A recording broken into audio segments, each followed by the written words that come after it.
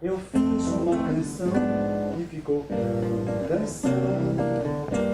Não sei se ela vai gostar. É um tanto infantil, só falta o lá, lá, lá. Será que ela vai gostar? Ela disse que gosta de bossa, que gosta de sombra e de cozinhar, e transforma o meu apetite. Ela é um bom palpite, eu quero arriscar, mas machuca a minha saudade e a minha vontade de conquistar. Eu aguardo um bom resultado, pois ela me disse, vamos devagar.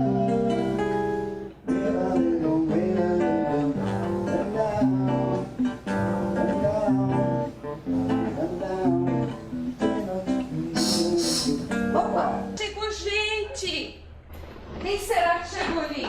Sei não. Ixi! Programado. Eba! Coisa boa! Que bom! Surpresa! Tá aqui, a gente tá aqui fazendo um sonzinho. Já que é porque a gente sabe que tem boa música. Eba! Sejam bem-vindos, Vanderlei, Fernando. Aqui tá o violão. Vamos entrando. A gente tava fazendo um sonzinho aqui, ele tava me mostrando uma música nova. Legal, Grilo. Bem-vindo. Obrigado. E vocês são bem-vindos aqui. Vamos. A gente veio aqui contar. porque sabe que tem boa música e boa comida. Eba! Ela disse que gosta de bossa, que gosta de sombra e de cozinhar. E o Lee fez uma bossa canção pra mim, eu fiquei tão lisonjeada com a música que eu ganhei, né? Merece. E a gente estava começando a conversar sobre bossa nova.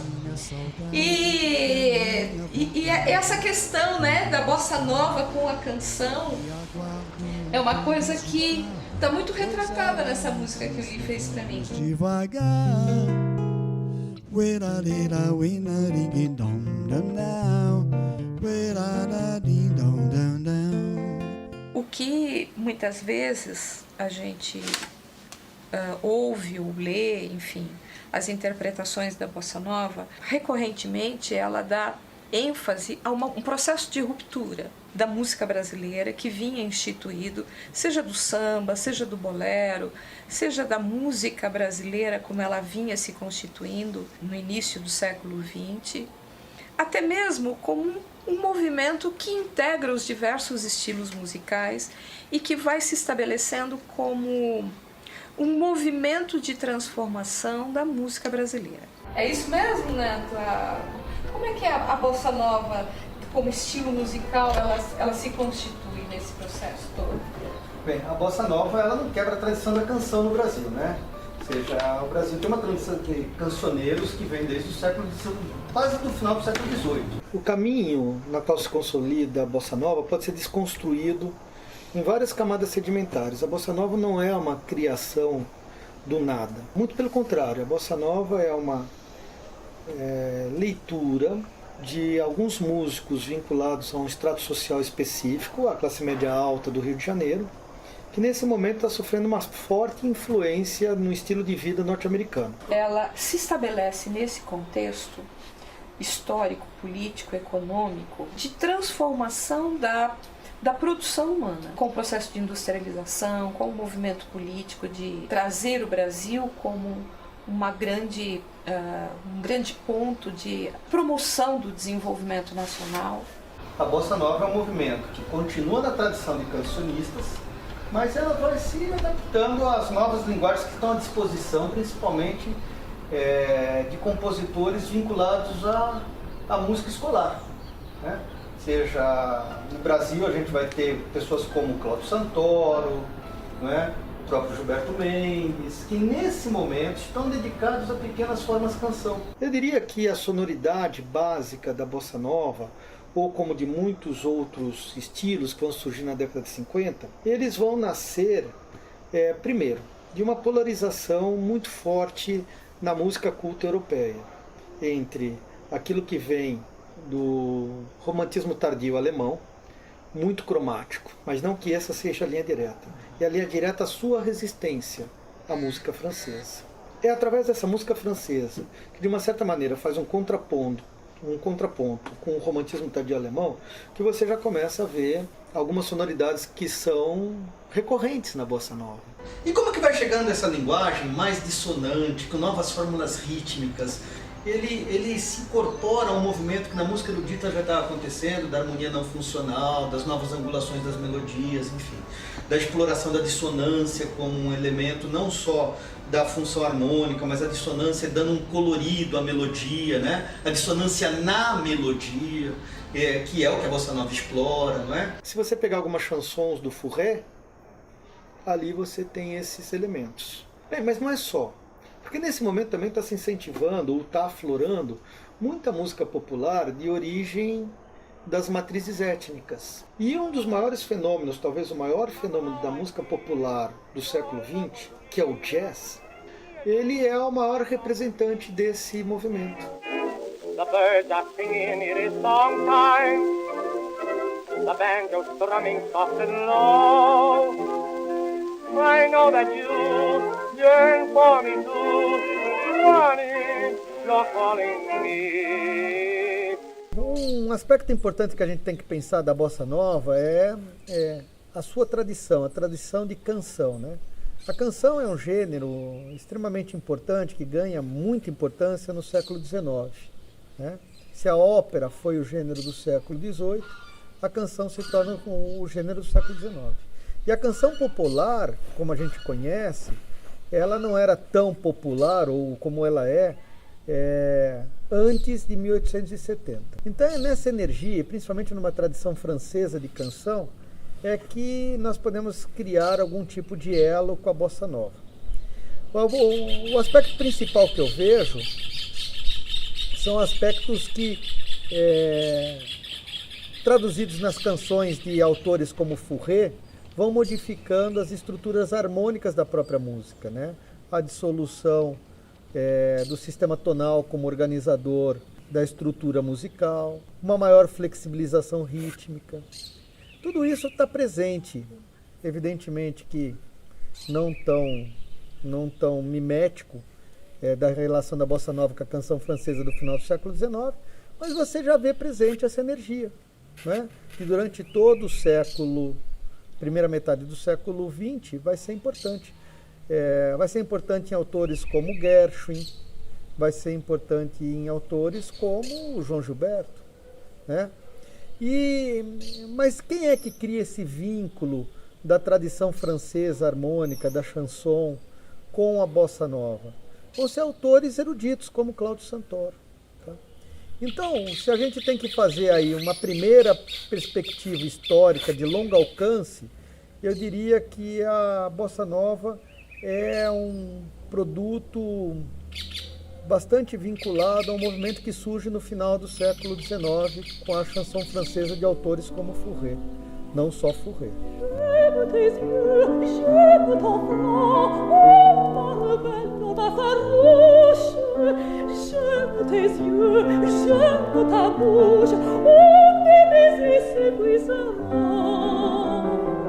No Brasil, nós vamos ter uma forte tradição de cancionista. Podemos dizer assim, até que ela se inaugura com Carlos Gomes, depois Alberto Nepomuceno, Luciano Gallet, enfim. Nós vamos ter Jaime Ovalle, Camargo Guarnieri, muitos autores escolares dedicados à canção. Em relação à bossa nova, eu acho que um dos autores mais importantes que cria uma sonoridade na qual os cancioneiros de bossa nova vão construir a sua linguagem musical, é o Cláudio Santoro, né? Aliás, esse autor é fundamental para todo o movimento musical brasileiro entre 1930 e 1980.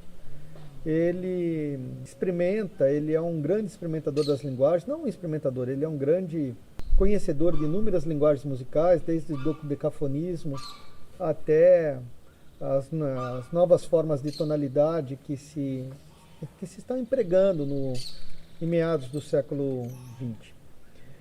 E o Cláudio Santoro constrói uma linguagem musical que nós vemos bastante semelhança com o que vai ser adotado pela bossa nova. Um exemplo forte disso é o seu prelúdio número 1 para piano solo.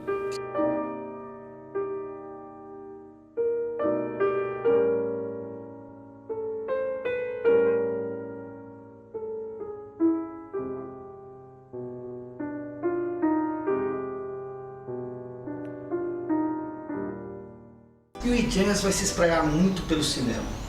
Pelo cinema. E qual é a primeira música para o cinema que nós vamos ter? Um tipo de apropriação do tradicional jazz. Cinema é uma grande influência. Por que o cinema? O cinema ele vai ter um grande impacto na cultura ocidental. Quando que o cinema chega no Brasil? Na primeira década de 1900, não é? Aí o que você tem na música? Você vai ter as bandas de coreto, não é? Ou as bandas de orquestra. Quando entra o cinema, em 1907, por exemplo, começa a explodir as salas de cinema em São Paulo, Santos, Campinas, esses próprios músicos vão levar para dentro do cinema a tradição musical das bandas. Seus shots, as suas polcas, tá? Então, até aí tá tudo bem. Você só tem uma imagem. Porém, a partir de 1928, quando esses músicos nacionais eles perdem o emprego porque se sonoriza, você já tem um público cativo e começa então uma domesticação do ouvido, de uma nova forma de escutar. É esse momento específico e de forte influência que está no cinema, e esses jovens estão escutando essa música no cinema, mas também estão escutando esses movimentos da canção norte-americana que tem forte construção no jazz, que vai ser a fonte da nossa bossa nova enquanto sonoridade.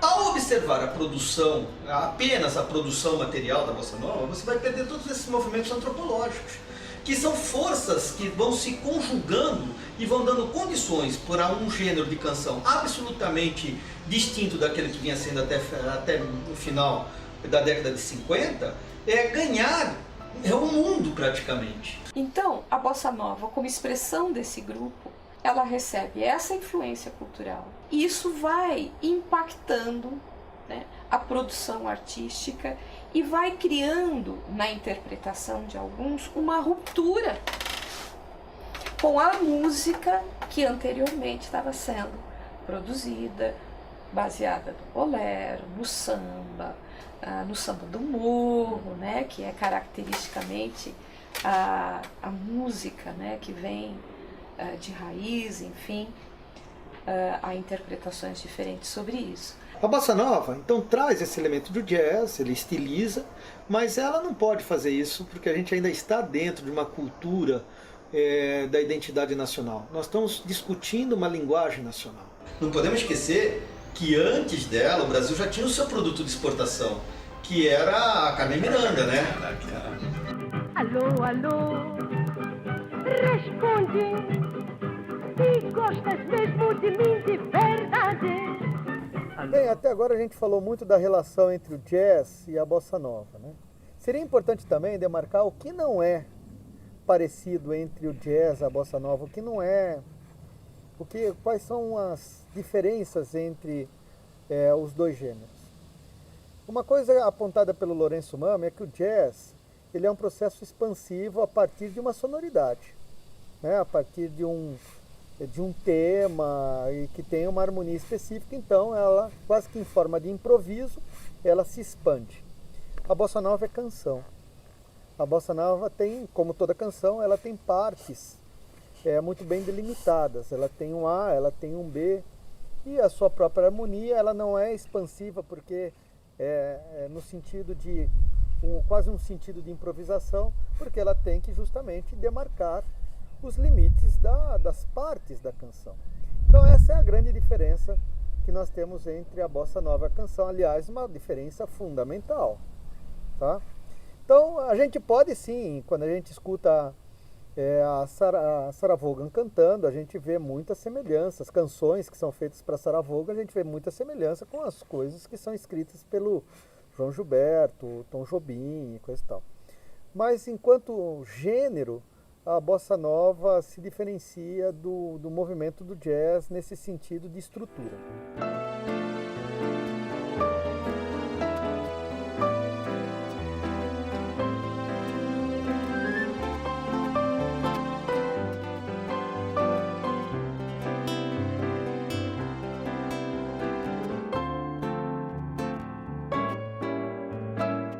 Mas o fato é que a forma como se interpreta esse movimento, ela tem origens filosóficas distintas. Uma interpretação desse movimento de transformação da música, e muito forte, de raiz radical, ela vem de uma influência marxista, né?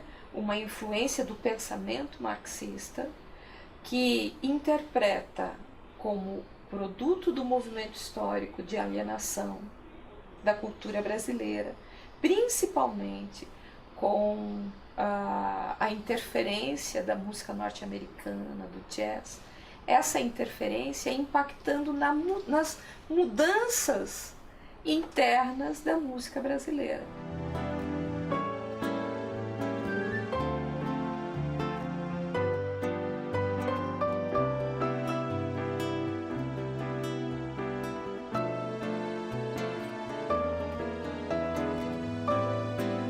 O Brasil hoje é um país que faz o elogio da cultura popular. Então ele vai tomar os seus heróis dentro da bossa nova. E uma das questões que constitui heroísmo é o signo do novo. Então, em relação ao samba, em relação ao bolero, a bossa nova é tremendamente a mais atualizada e aparece como novo. E aparece como novo. Que é justamente quando a bossa nova transforma, né? Ela é a expressão de uma transformação da canção, do samba, com essa influência do jazz, e ela se constitui neste campo urbano do Sudeste uma nova bossa. A bossa nova de fato é o novo, né? Uma produção nova que se estabelece e que tem uma estrutura musical diferente e inclusive superior àquilo que vinha sendo estabelecido e criado como música brasileira. Então, nos extremos, vamos dizer assim, em duas raízes bastante divergentes, diferentes de análise da bossa nova, nós temos uma raiz radical na interpretação da bossa nova como expressão do movimento alienado da produção que se integra à produção brasileira, e no outro extremo uma visão, vamos dizer assim, até certo ponto romântica, né, de uma música que estava se estabelecendo juntamente com uma mudança histórica do Brasil, de um Brasil para frente, de um Brasil que criava um novo e que estava criando um novo produto de exportação, que é a bossa nova. Entre esses dois pontos existem outras interpretações, mas isso coincidentemente, ou não coincidentemente, mas de uma forma bastante intencional, é a expressão de dois modos de interpretar a realidade. Um modo muito pautado nos princípios de um pensamento moderno, radical, da crítica radical, e um outro de uma raiz, de um pensamento mais eclético, mais difuso, mais amplo, e que emerge de um pensamento pós-moderno. Então essas interpretações, elas fazem parte de como se analisa esse estilo musical. E o que nós estamos aqui pensando é justamente como é que a gente interpreta a bossa nova, como é que a gente faz a leitura da bossa nova a partir de um movimento histórico, político, econômico, mas como síntese de todo esse movimento histórico do Brasil, né?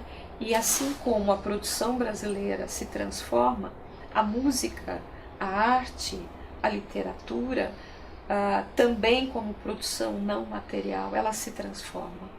E ela se transforma a partir das diversas influências da cultura mundial. E a bossa nova, ela é uma expressão desse movimento, né?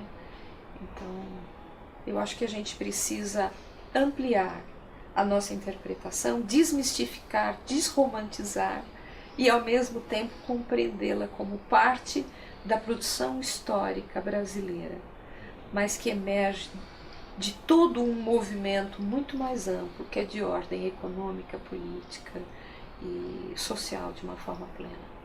Se você pegar os manifestos estéticos importantes no Brasil, pega o Kohreuter em 1946. Qual é a questão? É o novo, é a nova sonoridade, é a valorização do ruído, é a valorização do som construído nas paisagens sonoras do urbano.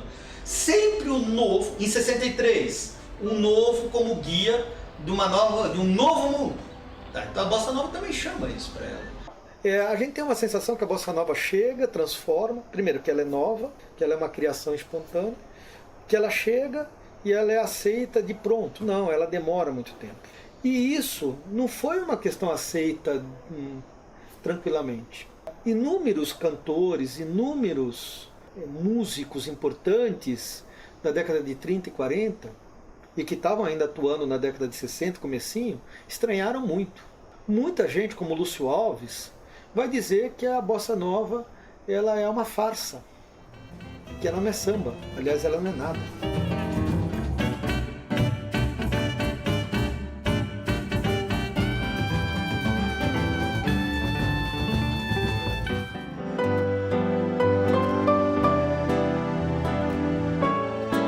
Tem alguns marcos da Bossa Nova que evidenciam esse novo modo de relacionar voz e violão. O bim-bom, eu acho que é um exemplar da Bossa Nova referencial, né? Eu acho. Toca pra gente aí.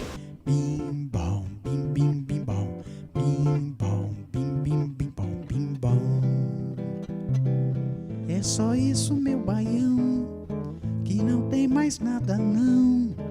O meu coração pediu assim, só bim bom, bim bim bim bom, bim bom, bim bim bim bom, bim bom, bim bim bim bom, bim bom. O João Gilberto, ele se recolhe a um violão, não é? Canta na cabeça, canta com muito ar, não é verdade? Quase sussurrando, e modifica uma perspectiva sonora de forma radical naquilo que estava sendo traduzido.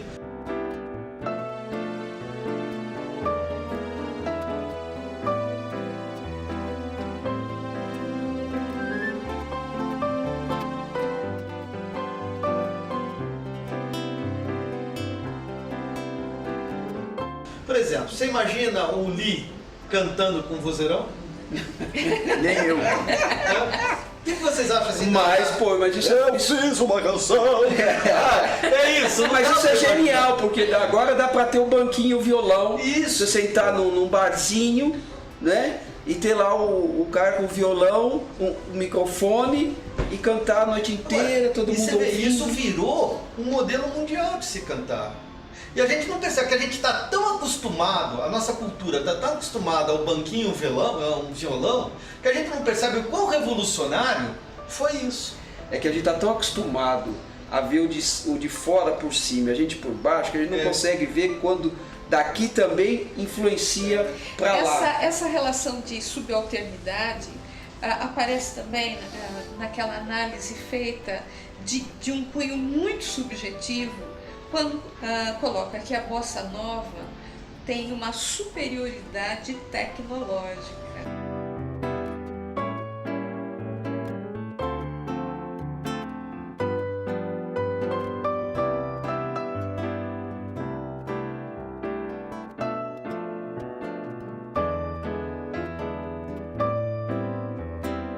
Essa é uma interpretação, vamos dizer assim, altamente subjetiva, né?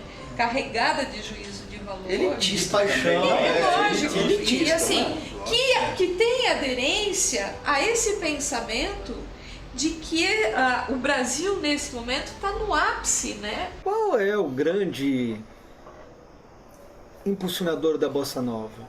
É a sua música? Não. São essas camadas sedimentares que estão um novo tipo de sociabilidade pela cultura, construído pelo cinema. Então ele já tem esse primeiro apoio. Esse projeto é um projeto também um pouco visual, né? Porque você linka a Bossa Nova sempre com o mar, com as paisagens, com as coisas belas do Brasil. Que maneira melhor, a gente Né? continua vendendo, só que a gente não vende o mar, a gente vende outras coisas que frequentam também a praia. Mas a Bossa Nova é muito mais. Pois é. Mas a Bossa Nova é muito mais bonita de se vender, além do Mais produto, sadio, né? Aquele né? produto do que, por exemplo, o samba, né? Que é do morro, que é uma coisa morro, que realmente não é feita, né? Os dois, por exemplo, o Brasil, ele se afirma muito vendendo a ideia de um paraíso terrestre.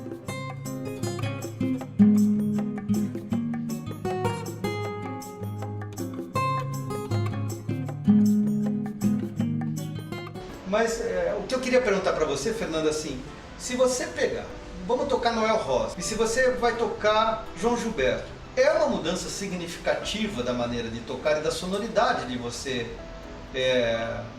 Você não acha? Bastante pela potência de voz, igual você falou, né? Eu acho que até as harmonias também, né? Que mudam um pouco, né? Mas eu acho muito mais pelo lance das tensões, né? Porque a parte rítmica eu acho que até na bossa nova se simplifica um pouco mais, né? Porque a batida do João Gilberto é uma batida bem mais simples que uma batida de samba, né? Enquanto performatividade e até mesmo escolha do tipo, do gênero musical, nós temos uma outra vertente, um outro afluente que entra aqui, que vai vir da música instrumental europeia através do Django Reinhardt. Se você vê um dos músicos ligados à bossa nova, o Laurindo de Almeida, você vai ver que ele vai reproduzir não só a técnica do Django, mas a relação performática com o instrumento. O que seja de tão novo na batida de João Gilberto é o contraponto dele com a voz, né? Porque aí a voz está usando rítmicas que no samba de repente você não usava, né? Já tá quebrando. Algumas tercinas, algumas coisas que não tinha, né? Justamente o jogo do violão com a voz. Eu acho que talvez isso seja realmente uma grande revolução. Que vai criando outro tipo de fluxo harmônico. Isso, né? Que aí você consegue combinar muito bem, né? Porque no samba eu acho que era um pouco mais direto, né? Essa relação, mesmo do choro também, era um pouco mais direto a relação harmonia e melodia, né? Era uma relação mais direta. Na bossa você começa a ter uma melodia saindo mais da batida. Agora, em relação à parte rítmica, por exemplo, da batida, eu acho o samba bem mais complexo. É melhor ser alegre que ser triste. A alegria é a melhor coisa que existe. É assim como a luz no coração. Mas pra fazer um samba com beleza é preciso um bocado de tristeza. Preciso um bocado de tristeza. Senão não se faz um samba não. Fazer samba não é contar piada. Quem faz samba assim não é de nada. O samba é feito em forma de oração. Porque o samba é a tristeza que balança. A tristeza tem sempre uma esperança. Tristeza tem sempre uma esperança de um dia não ser mais triste não. Põe um pouco de amor numa cadência e vai ver que ninguém no mundo vence a beleza que tem um samba não. Porque o samba nasceu lá na Bahia. Se hoje ele é branco na poesia, se hoje ele é branco na poesia, ele é negro demais no coração. No coração. A harmonia é uma harmonia que a gente pode dizer até mesmo que quase chega a uma chacona, porque ela repete aquele padrão harmônico, aqueles acordes, e a melodia vai variando em cima dele, criando antecipações harmônicas, em cima de um baixo, de uma harmonia que vai se repetindo o tempo inteiro. Então, o que é isso, não é? É como se ele estivesse fazendo, como que eu poderia dizer, não é uma paródia, mas ele está fazendo quase que uma relação de apropriação do samba, mas sem ser o samba. Ele está dando uma referência, que é a batida, não é? Mas ele está utilizando outras estruturas harmônicas. Então ele está lidando com uma certa intertextualidade, você está entendendo? Um mundo antigo, relido, mas não pode mais ser daquele jeito. É isso que você percebe daquilo que você vai vendo. O que você vê? Esse baixo repetido. Porque os baixos da bossa nova são, por exemplo, se você pegar pro baixo mesmo, né, o contrabaixo, era uma exigência deles, né, do Jobim, do João Gilberto, que o baixo fosse o mais simples possível. O baixo era semínima o tempo inteiro, só marcando o tempo. Então você pega diferente do samba. O samba tem as áreas rítmicas. E hoje no Brasil, a gente quando vai tocar uma bossa nova, A gente não toca uma levada de E a bossa nova no variação contrabaixo. rítmica foi pra voz. Foi pra voz. E aí, porque o baixo mantém a música o tempo inteiro, porque o conceito, né, se a gente entrar no conceito mais teórico do que seria a parte do contratempo, dessas coisas, você precisa de alguma coisa marcando o tempo inteiro. Para que a emílula funcione na voz. Não é verdade? Mas é muito bacana isso, porque você veja, olha como se constrói esse novo. É um novo referenciado, é um novo reconquistado.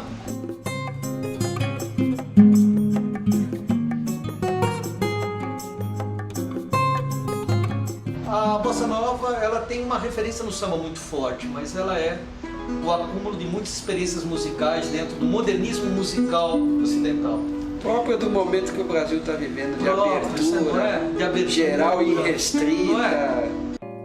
Vai minha tristeza e diz a ela que sem ela não pode ser.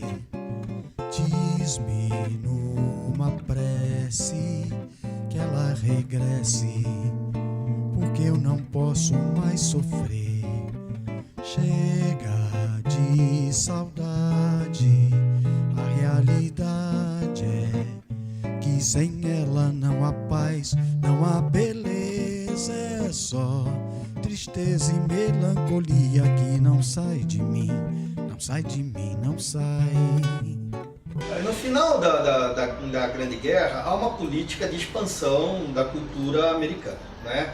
E essa política ela é pós-colonialista, né? Ou seja, ela planta uma coisa aqui e depois ela recolhe, você está entendendo? Ou seja, como se fosse uma adesão. Então, por esse caminho, a gente pode pensar que, primeiro, os Estados Unidos vai promover uma política, né, de boa vizinhança. Mas essa política de boa vizinhança é uma política subordinada, né? Não só a bossa nova vai ser, nós vamos mandar a bossa nova como nossa representante, nós vamos mandar muita coisa. Por exemplo, a ideia de uma democracia racial do Gilberto Freire. Ou seja, tem muita coisa de fazendo contraponto. E essa polícia está falando de boa vizinhança, ela tem tudo a ver com isso, de ganhar esse, no aspecto, o mercado em geral, mas não é só um mercado do ponto de vista do comércio, é um mercado cultural, porque é fundamental para os Estados Unidos estabelecer como hegemônico a questão cultural. Então essa troca também de levar a bossa nova para os Estados Unidos, como o Neto falou, e várias outras coisas, tem essa relação de uma boa vizinhança, né, mas de um domínio cultural, econômico, político norte-americano que está se impondo no Brasil e que já vem de antes, né? Isso tem uma relação muito direta com a Revolução de 30, né? A Revolução de 30, na verdade, é uma mudança radical no Brasil, né? Os movimentos sociais, se pegar a burocracia de Estado, a classe média, né? O setor industrial, que estão por trás de todo o processo da Revolução de 30 e por trás do governo Vargas também, que na verdade tira aquela burguesia comercial, né, que comandava o país na Primeira República, ou chamada República Velha, e muda o sentido da política, principalmente na implantação de uma política industrial, sem deixar de dar uma continuidade na política agrária, porque o Brasil ainda era um país basicamente agrário, né? Mas a implantação do processo industrial. O governo Vargas, apesar de namorar algumas questões, por exemplo, o Vargas convida uma empresa alemã e uma norte-americana de aço para se instalar no Brasil. E as duas vão acabar não se instalando por causa da guerra. A burguesia norte-americana não vai apoiar o processo de industrialização no Brasil. Isso vai acontecer depois dos anos 50, por causa de uma concorrência entre a burguesia norte-americana e a burguesia europeia. Se a gente volta um pouco antes, você pega a Ford e a GM, elas se instalam no Brasil nos anos 20, mas elas se instalam simplesmente como montadoras de carro. Eles traziam o carro todo desmontado, mas todas as peças montavam aqui. O que vai acontecer nos anos 50, que já havia uma tentativa do Vargas, isso no segundo governo dele, de 51 a 54, né, uma tentativa de fazer com que elas produzissem os carros aqui. E elas vão se negar, a GM e a Ford vão se negar.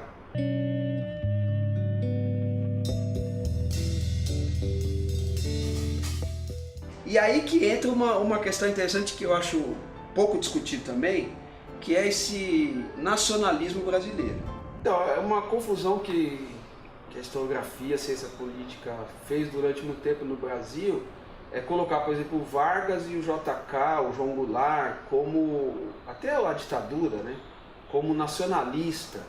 Esse conceito foi, pelo menos para alguns setores, né, da ciência política, da historiografia, revisto, porque não é um nacionalismo no sentido anti-imperialista, né? Por exemplo, de um projeto de desenvolvimento capitalista, industrial, autônomo, por exemplo, como fez o Japão e a Alemanha, que são capitalismos tardios como o Brasil, e que tiveram como um projeto de um desenvolvimento capitalista autônomo, e quando chegaram à maturidade, aí sim se abriram, inclusive em pé, ou de igualdade, ou pelo menos em condições de competir no mercado internacional. O Vargas não vai direto propor a construção da CSN.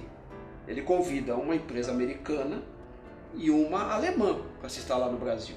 Por conta da guerra, aí com toda a sua habilidade política, negociou com os Estados Unidos e construíram a CSN, que é fundamental para a indústria de base, que vai refletir lá quando a Volks, por exemplo, e a Ford, a GM vão montar, não só montar, fabricar carros do Brasil.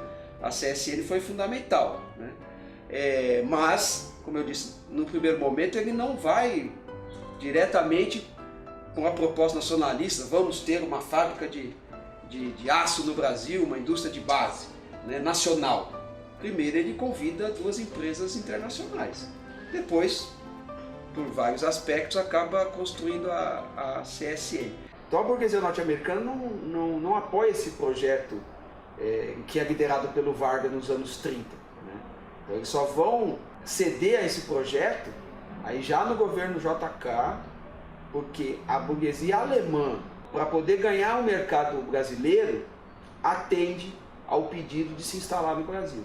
O JK, que também tem todo esse endeusamento do nacionalista, né, que defendeu o país, as últimas consequências, ele também não chamou, por exemplo, a burguesia industrial brasileira, os capitalistas industriais, olha, vamos aqui, governo e vocês, uma empresa de capital misto, e vamos montar uma fábrica de carros no Brasil nacional, genuinamente nacional.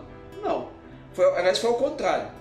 São os industriais brasileiros que antes da eleição chamam o JK para uma reunião e dizem o seguinte: nós queremos que esses caras já estão aqui, outros que venham, fabriquem os carros aqui, para com esse negócio de trazer desmontado e montar aqui.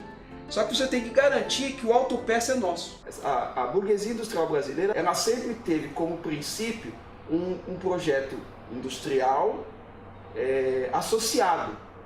O problema é que associado, quando se associa um país periférico com um país dominante, como é o caso dos Estados Unidos, não vai ser só associado, vai ser subalterno.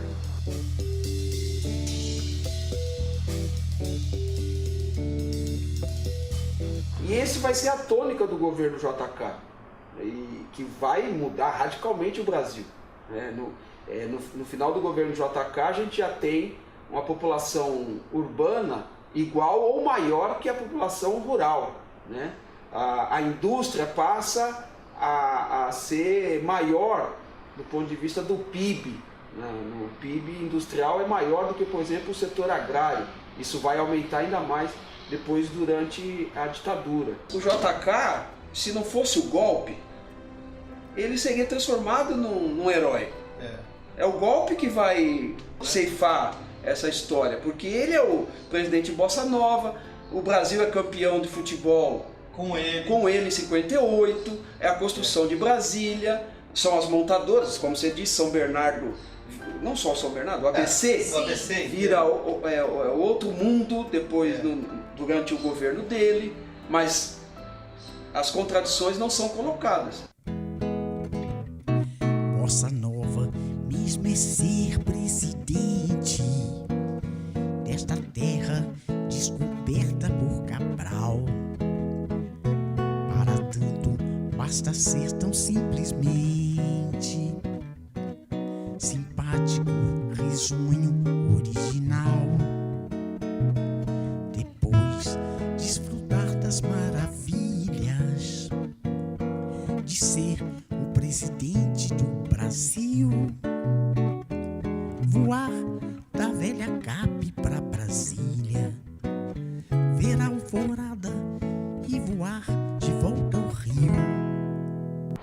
mas vai aprofundar uma contradição que vai levar ao golpe de 64, que é a dependência cada vez maior do imperialismo.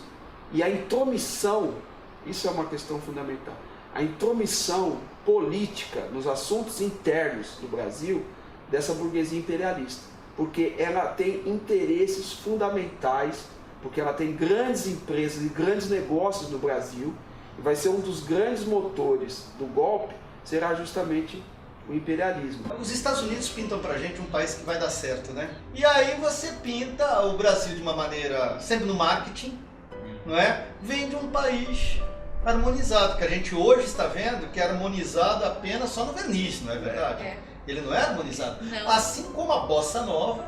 Ele é pleno de contradições, né? Porque ele é um movimento que vai recebendo influências em todas as áreas, na área econômica, no campo da produção cultural de forma ampla, na ciência, né? No campo das artes, no campo da própria educação, né, Vanderlei? Pensando na questão da educação, e eu acho que falta muito para quem escreve sobre educação no Brasil, pesquisa essa relação.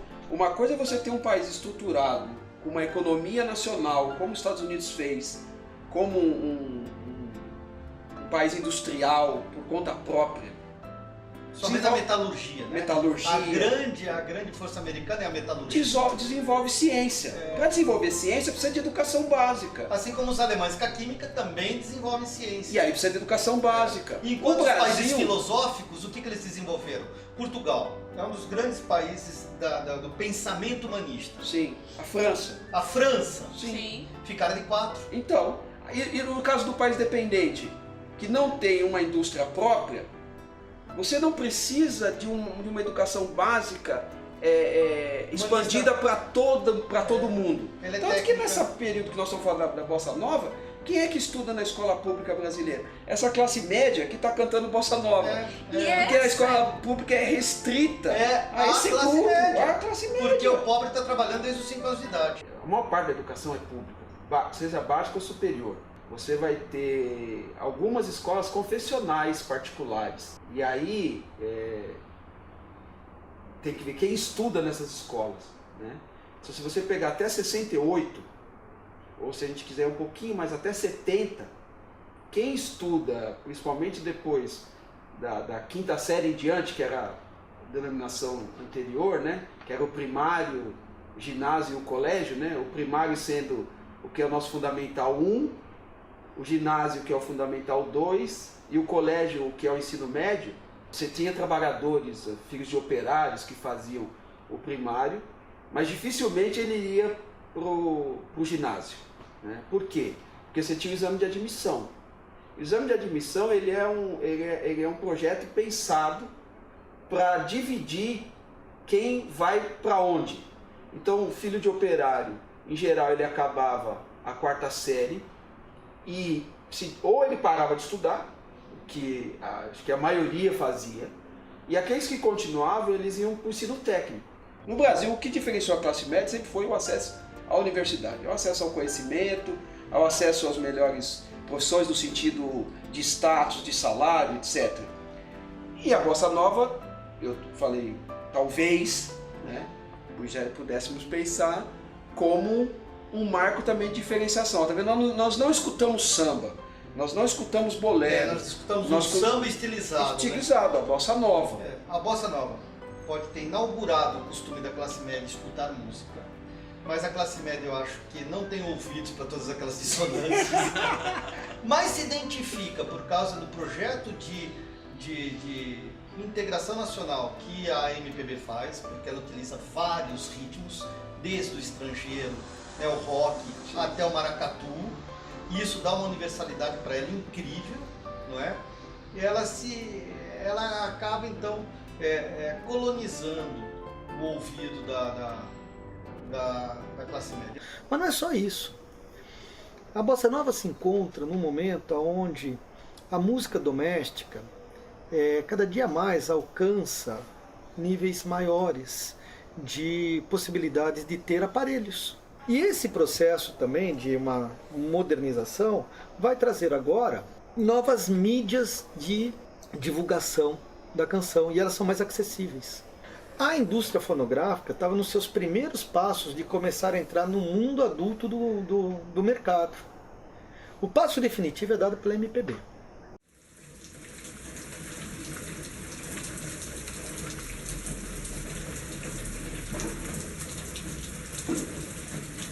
Já no 59, 60, isso já não começa a mudar? Porque deixa eu te perguntar, deixa eu falar porque eu estou perguntando isso. Porque rock, né? a gente já tem, mas a gente tem uma mudança já econômica e política no Brasil. E minha visão, talvez, isso parece que já pega na Bossa Nova também. A própria Bossa Nova começa a mudar. Não tem essa relação? Eu não consigo, como não sou um estudioso da Bossa Nova, mas sim da cultura musical brasileira, principalmente nessas relações ideológicas, eu não consigo ter uma linha de mudança, uma visão de uma linha de mudança da Bossa Nova. Agora, o que você falou é muito sério. Vamos tentar construir os ambientes musicais na década de 50 e 60. Todos os movimentos começam a ser continuamente contestados. Nenhum deles, como foi o samba na década de 20 e 30, consegue se estabelecer, bater no peito e falar: eu represento uma realidade. Porque está tão fragmentado ideologicamente o país, o que vai justificar o golpe, não é? Que nenhum movimento desses vai conseguir ficar imune durante muito tempo. E se a Bossa Nova consegue, é porque ela vai chamar a atenção das gravadoras. A Bossa Nova inaugura, ou pelo menos intensifica, essa relação das gravadoras com os seus artistas. Por exemplo, existe um contrato muito celebrado que ocorre com um dos atores da Bossa Nova, que é com o Juca Chaves. Em 61 ele assina um contrato, porque a música dele estava fazendo um sucesso enorme, que era o Presidente Bossa Nova. E todos os jornais vão dar na sua portada a assinatura do Juca Chaves. Você está vendo? Ou seja, para isso virar notícia, que era um evento, esses artistas assinando, né? Estão nascendo aquela figura chamada do produtor musical, cada dia mais forte. Estamos chegando perto dos Beatles. Os Beatles é um produto de um grande produtor. Ele pega uma balada comum, não é? E ela é submetida a um produtor genial, com uma concepção de música extremamente aberta ao experimentalismos, e começa a modificar a maneira. Começa a pegar uma canção do John, junta com uma canção do Paul McCartney, e vai dar A Day in the Life. Isso acaba ocorrendo em quase todos os estilos, né? Se você pegar o jazz mesmo, na figura do Miles, né? Na figura do Miles Davis, o jazz acaba se movimentando demais, né?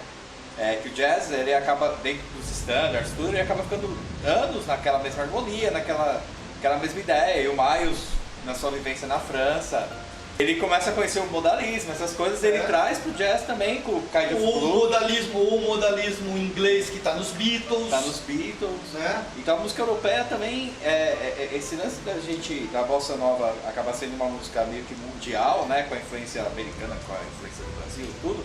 Com essas mesclas, ela é vista em vários outros estilos. Porque o rock and roll também, os Beatles, o rock and roll tem aquela harmonia clássica do 1-4-5 que a gente tem do blues, né, totalmente, que é modificada com os Beatles, né? Quando eles trazem os elementos... Eles vão incorporar os modalismos inteiros, né? Várias coisas, né? Os Beatles trazem pro rock, então não é só a Bossa Nova. Você tá vendo? Tem muita coisa em jogo. Se a Bossa Nova, ela se consolida, ela cria raiz, ela se capilariza como representante de uma sensibilidade brasileira, de uma música popular sofisticada, no momento onde ela vence todas os seus antagonismos, os discursos contra ela, que é mais ou menos na metade da década de 60, lá para 64, 65, 66, nesse exato momento está surgindo, ou começando a surgir, um movimento de música popular, também ligado à classe média. Só que cada dia mais identificada com uma classe média universitária, que é bem diferente dessa classe média de funcionalismo público que nós temos na década de 50. A universidade começa a ter um impacto muito grande na formação da sensibilidade do espaço público, né, no final da década de 60. A entrada do rock é um divisor comum, né? A Jovem Guarda, por exemplo, que vai entrar também no começo da década de 60, ela vai rapidamente eclipsar o movimento de associação da Bossa Nova com uma juventude de ouro da carioca. A Bossa Nova vai, a Jovem Guarda vai pegar de assalto essa molecada que estava ali fazendo música. E também, novamente, o apelo do cinema, né? Porque esses grandes musicais são raptados por Elvis Presley. Né? Vão ser raptados. E a Jovem Guarda também vai aparecer muito no cinema. Então, por exemplo, ela vai ter um apelo de uma nova juventude. Você está vendo como está ficando mais rápida as transformações? Agora, por causa o samba está morrendo, hein? O samba vai ser confundido com a Bossa Nova, que, como a gente já tentou analisar aqui, não é samba. Nessa época aí existia uma certa rixa, né? O Jovem Guarda e o Fino da Bossa, por exemplo, ele tocava no Roberto Carlos aos domingos, não tocava no Fino da Bossa. Lá, tá vendo? Exceto o Jorge Ben, Jorge Ben, ele conseguiu dar um jeito de tocar samba e tocar a Jovem Guarda junto, ele conseguiu fazer as pazes com os dois. Mas tinha esse preconceito. Quem era a pessoa, qual era das duas aquela que realmente decidia que era bom ou não? O Fino da Bossa. Sim. Ela passa pro andar de cima, tá vendo? O Fino da Bossa é o que era bom. E o resto? Era mais, o nome Fino elite, era mais pra elite, né? E a Jovem Guarda era mais pra molecada. No caso eu, que era moleque. Mas eu gostava dos dois também. Eu não entendia muito a bossa. Eu tenho uma pergunta pro Lin. Nessa época, entre 60, porque 59 e 60 é a Bossa Nova, produto hegemônico do país. Mas depois dessa fase, 61 até 64, que a gente não tem mais a Bossa Nova que a Bossa Nova já vai para os Estados Unidos, já vira o produto de lá, o João Gilberto fica por lá, o Jobim vai gravar com vários caras de lá também. E no Brasil, o que rola nas rádios? Porque antes a gente sabe o que acontecia antes disso. Mas o boleirão continua. Mas infelizmente, na minha infância eu tinha muita revolta com isso, e ainda continuo tendo, que era muita música americana. Então, mas tem a ver com o que a gente estava dizendo antes, que a hegemonia, cada vez mais a hegemonia norte-americana se confirmando no país dependente. Total. As gravadoras multinacionais é engraçado tocavam muito pouca coisa, genuinamente porque quando você tem um rompimento, né, de algumas pessoas da Bossa Nova, por exemplo, depois do show do Carnegie Hall, né, que alguns músicos de Bossa não foram convidados e eles acabam meio saindo um pouco do movimento, como a Nara Leão, por exemplo, ela vai buscar o Zé Cat, né, que é o sambista, que ela grava um disco com ele, faz uma peça de teatro com ele, um monte de coisa, né. Então eles também acabam meio que pra romper, eles acabam voltando pro Brasil, né, tipo, quem realmente quer romper com o modelo americano, né, tudo isso acabam pegando, né. Então assim, a ideia também a MPB surge nesse inteirinho. Nesse caldo, mas esse caldo tá fervendo agora, né? Ainda não tem uma ideia de MPB. O homem que diz dou não dá, porque quem dá mesmo não diz. O homem que diz vou não vai, porque quando foi já não quis. O homem que diz sou não é, porque quem é mesmo eu não sou. O homem que diz estou não está, porque ninguém está quando quer. Cuidado do homem que cai no canto de sonhar traidor. Cuidado do homem que vai atrás de mandiga de amor. Vai, vai, vai, vai, não vou. Vai, vai, vai, vai, não vou. Vai, vai, vai, vai, não vou. Vai, vai, vai, vai, não vou. Temos que ver também como está o processo de comunicação de massas. Está entrando a televisão. A televisão é fundamental nesse modelo todo, você está entendendo? Porque, primeiro, ela vai dar visibilidade a esses cantores estão próximos dos produtores, tem que ver onde estão os mediadores, esses mediadores são da classe média alta, eles vão trazer seus comuns, eles vão pôr pixinguinha só na década de 70, você está vendo? Tudo isso que eles vão associando vai virando subproduto de cultura. Música caipira, passa domingo das 5 da madrugada às 6. Ah, como você falou, o samba tá morto. Porque não tem produtor, por exemplo. Não, ninguém quer. O Cartola vai gravar, sei lá, os anos 80. O Cartola vai ser resgatado, o Xinguinha vai ser resgatado, você tá entendendo? O samba vai ser resgatado também pela MPB, né? O Chico Buarque vai fazer novamente esse resgate. Os festivais que eu acho que nasceu a MPB mesmo. Tá surgindo a Tropicália. E a Tropicália surge com uma força muito grande. Essa Tropicália, então, ela surge como um contraponto sonoro. Ela não é mais bossa nova. Ela já começa a dialogar já com vários tipos de ritmos.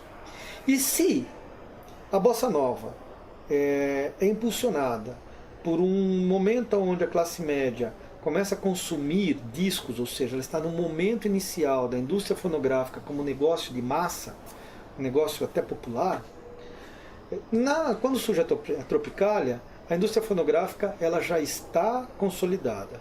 Evidentemente ela amadurece muito com a MPB. A MPB é um fator de amadurecimento e de consolidação definitivo dessa indústria fonográfica. Crescimento exorbitante. Você vê como a MPB, ela inclusive forjou valores de observação da nossa realidade. Mas eu não acho que a Bossa Nova fez isso. Não fez. Porque você não sai na rua... Ela continua sendo um movimento da elite. Você não sai na rua e fica falando assim... O brasileiro não sai na rua e fica falando assim... Nossa, olha que ônibusinho que vai na estrada. Por exemplo, tem uma... Você faz isso? Não. O ônibusinho, mas você não faz isso. É coisa do Rio mesmo, né? Corcovado, dessa classe média que vivia esse ambiente. O brasileiro não formou consciência crítica pela Bossa Nova, mas formou pela MPB.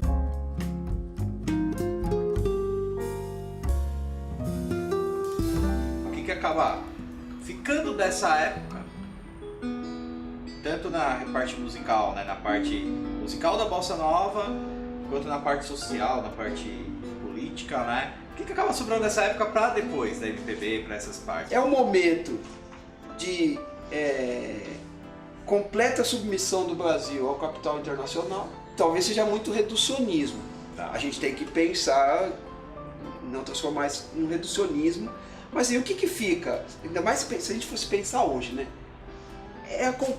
Hoje eu acho que é a pá de cal nesse processo que começa desde o descobrimento não, desde a chegada dos portugueses aqui, mas que tem uma história e tal, mas que muda em 30 e que poderia ter tomado outro rumo, mas não tomou porque a minha tese aí, eu tenho estudado muito isso, uma hora eu tenho que tomar vergonha de escrever sobre isso, é que os industriais brasileiros nunca tiveram um projeto de nação. Não.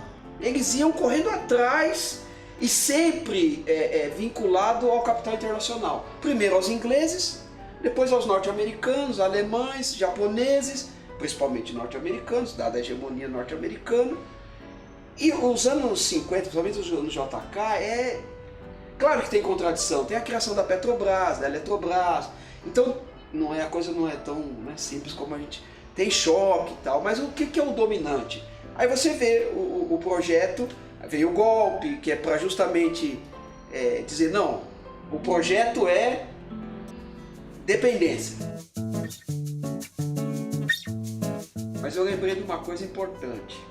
Essas empresas multinacionais só estão instalando no Brasil por uma concorrência entre elas internacionalmente. No primeiro momento, nenhuma burguesia europeia ou norte-americana pensava em criar um país industrial como o Brasil na periferia. Mas a concorrência entre os capitalistas do chamado primeiro mundo é que acaba levando. E aí eles percebem uma coisa que você falou importante, que eles podiam explorar não só o mercado, mas a mão de obra barata. E o golpe, ele sela isso. Porque você pegar o chamado milagre, né? Milagre brasileiro 68, 73, você vai ver, mudou nada. Sabe o que mudou? Os salários foram arrochados de uma forma escandalosa. Agora também está acontecendo. Não, agora por isso que o Brasil vai ser um contraponto americano à China. E tem um detalhe, tem uma coisa que está sendo posto atenção que não tinha sido posto antes. A universidade e a cultura, ou seja, e as artes. Quem são agora os pontas de lança do ataque? Ou seja, a produção intelectual. Foi percebido que a resistência criada durante a década de 70, 80 e 90 foi porque se deixou algumas zonas de espaço para o crescimento crítico da população. mesmo que essa daí fosse de classe média. Foi essa que tornou os ativistas contra o modelo militarista que estava favorecendo as montadoras. A classe média ela é feita de revanchismos. Revanchismos que são extremamente complexos de se entender, mas que também a gente pode ver também na Bossa Nova. Então, a gente pode olhar a Bossa Nova, vamos olhar para o lado mais negro dela, ela pode ser um revanchismo, né? O revanchismo de um samba, ela pode ser isso, recuperando essa sonoridade, se apropriando dela. E aí a gente vai vendo o que pode ter sobrado, qual é a linha comum que liga isso daí? É justamente essa classe média brasileira que imagina ser detentora de uma propriedade de Brasil onde não consegue ser, porque o número de pobres no Brasil impede que ela se estabilize. Ela está sempre pagando a conta. Então esse revanchismo é de quem paga a conta, vai continuar pagando a conta e não reconhece que uma maneira de superar essa digamos assim, esse prejuízo que ela historicamente é chamada a pôr a mão no bolso, é fazer a elevação e a inclusão social das classes pobres. Ela prefere, por uma total subserviência ao grande modelo capitalista americano, que também foi colonizado, por todos esses produtos culturais que a gente recebe pela nossa própria falta de educação e capacidade crítica, a vislumbrar mais a opção de subir do que a opção de trazer para cima. Na trajetória da Bossa Nova, eu vejo alguns momentos cruciais. Mas eu vou tentar fazer um exercício de ver qual é o momento onde a Bossa Nova começa a ser mais contestada. Eu acho que é perto de 1979. Ela se vincula mais ou menos, ou seja, o seu declínio, ou a sua contestação, não o seu declínio, porque a Bossa Nova não tem um declínio, mas ela tem uma contestação como um movimento, digamos assim, representativo de uma determinada cultura brasileira, que eu acho que coincide com o movimento trabalhista no final do regime militar.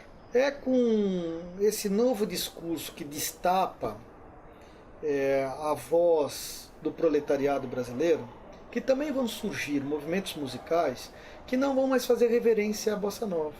Você pode dizer que desde a Jovem Guarda, ou talvez desde o rock nacional, lá para 1974, 73, isso já estaria em marcha. Mas ele ainda está muito ligado, esse rock nacional, a setores com muita pouca força de verbalização. Mas no final da década de 70, lá para 79, camadas populares começam a ser empoderadas como agentes de discurso. Uma delas é, por exemplo, o movimento que se vincula ao trabalhismo paulista nas periferias do Grande ABC. Nesse lugar, por exemplo, surge o movimento do punk rock. Esse movimento ele é absolutamente antagônico ao discurso da Bossa Nova, porque a Bossa Nova é um mundo paradisíaco, onde a gente tem que sentir as nossas emoções, porque a gente vive de frente ao mar, não é? E essas emoções são mais fortes quando a gente está num país ou num lugar tão bonito. O punk rock, evidentemente, vai dizer todo o contrário. Nós não temos esperança nenhuma. O capitalismo ele é a desgraça de qualquer pessoa, e ele vai acabar então fazendo um discurso escatológico a todos os símbolos que ele vincula a essa sociedade que para eles é alienada. Então, e esse tipo de discurso, grupos como Ratos do Porão, Garotos Podres, eles estão na contramão dessa Bossa Nova. E é interessante você ver, se 78 é Tarde em Itapuã, é muito bom, é interessante você ver que depois começa a Bossa Nova começa a virar cult. Ela já não tem mais o apelo do jovem. A MPB também ainda vai ter mais uma década de grande força, mas essa força também começa a ser, de uma certa maneira, tirar muito peso, porque o punk é o extremo, mas você tem o rock nacional crescendo, não é? A Lira Paulistana, o Circo Voador, o movimento de rock de Brasília. Então há um momento, e todos eles têm um discurso sobre as mazelas da sociedade brasileira. Então há uma onda de que enxerga na bossa nova um movimento alienado. E assim a bossa nova vai ficando cult, né? Ela ainda é um movimento importante, mas ela é um referencial para os músicos mais sofisticados da música popular brasileira. Ei, tem jangada no mar. Ei, hoje tem arrastão. Vem todo mundo pescar. Chega de Sombra João. Chover, olha arrastão entrando no mar sem fim. É meu irmão trazendo Iemanjá pra mim. Nunca jamais se viu tanto peixe assim. Ueraba, uera, uera, quando a gente se propôs a fazer o documentário sobre a Bossa Nova, relacionando com o período histórico da ditadura, uma das nossas intenções sempre foi olhar para a história e ver como é que a história está na nossa vida, está no tempo contemporâneo, como é que a influência dos elementos da socialidade, desse movimento das relações sociais, vai impactando na produção humana, né? Na cultura elaborada pelos homens. Sempre que eu me reportar à produção, eu vou estar falando daquilo que o homem produz historicamente, que é de ordem material ou não material. A música, ela é uma das linguagens, uma das formas da expressão desse fazer histórico, integrado a outros elementos que compõem as relações sociais. A Bossa Nova, ela é uma produção que se estende para além daquele momento específico, onde ela foi reconhecida como estilo musical, né? Ela se torna uma forma de expressão no âmbito da música que vai para além do seu tempo, ela se eternizou, né? E entendendo a produção da cultura como sendo sempre integrada a esse movimento de transformação, uma preocupação minha era que que esse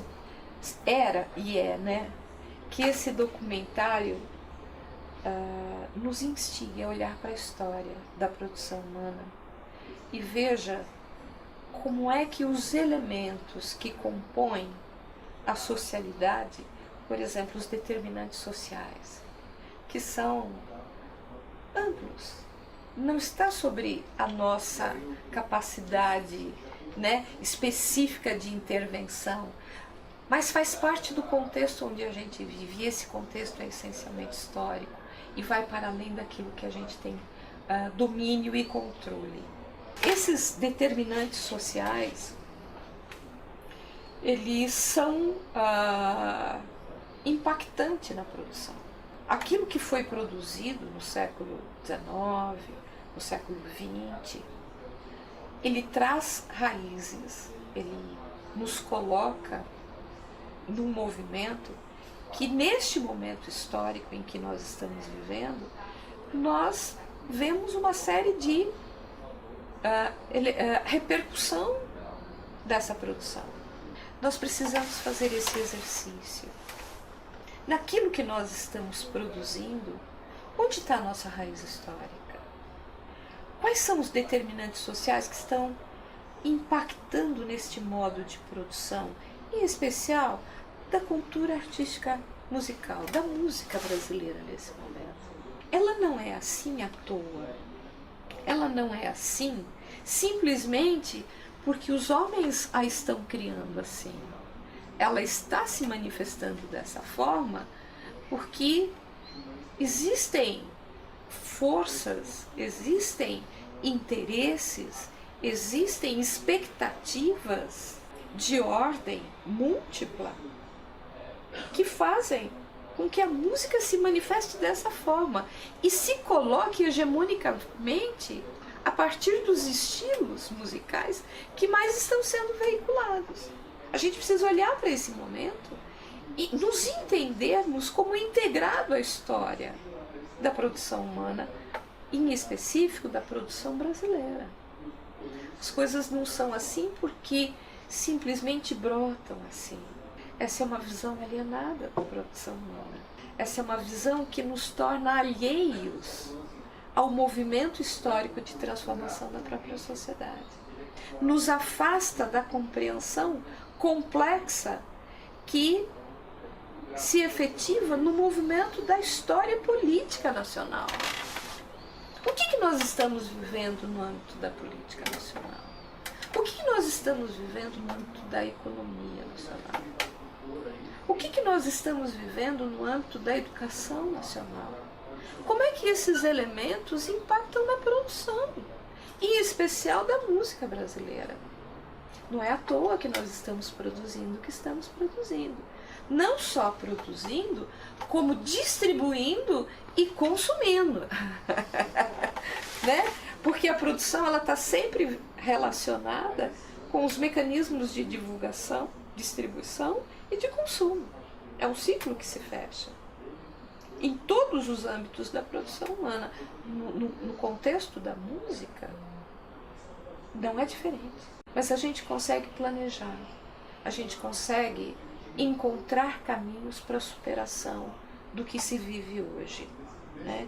E que o modo como a gente vive hoje e o modo como a produção se faz hoje nada mais é do que o modo como nós, homens, né, contemporâneos, construímos ao longo da nossa história. Então não estamos fadados a ser assim e produzir algo semelhante para sempre desta forma, uma vez que nos entendemos em movimento. E é um movimento histórico, mas eu só consigo ter esse nível de consciência quando eu consigo entender a produção contemporânea relacionada à história da produção cultural, né? Seja aqui no Brasil, mas não isoladamente a cultura musical, por exemplo, brasileira, mas ela relacionada à cultura de uma forma mais ampla, da cultura mundial, com os seus impactos, com suas influências e assim por diante. Né? Nós não somos isolados. Toda perspectiva de futuro e de construção de um futuro que supere as nossas condições atuais sempre perpassa por uma compreensão mais complexa do movimento histórico da Constituição, da sociedade e da cultura humana. Talvez essa seja a grande finalidade deste documentário, um exercício de olhar para a história do Brasil, olhar para o movimento histórico, político, econômico do Brasil, que gerou a uma produção reconhecida internacionalmente chamada Bossa Nova, e como é que ela continua impactando, e como é que esses determinantes sociais não se tornaram alheios ao momento atual da produção. Eles continuam impactando, só que de outras formas. Né? A gente precisa fazer esse exercício constante, de se olhar, de se entender, não de forma fragmentada, romantizada, ou simplesmente como produto de um caos, né? Mas como um produto que se faz e vai continuar se fazendo, dependendo do grau de consciência das pessoas que fazem essa própria sociedade, que produzem a cultura. O samba, a prontidão e outras bossas são nossas coisas, são coisas nossas.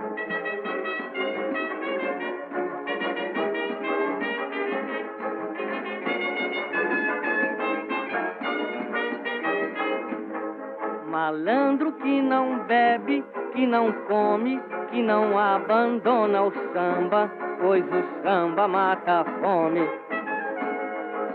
Morena bem bonita lá da roça, coisa nossa, coisa nossa. O samba, a prontidão e outras bossas são nossas coisas, são coisas nossas.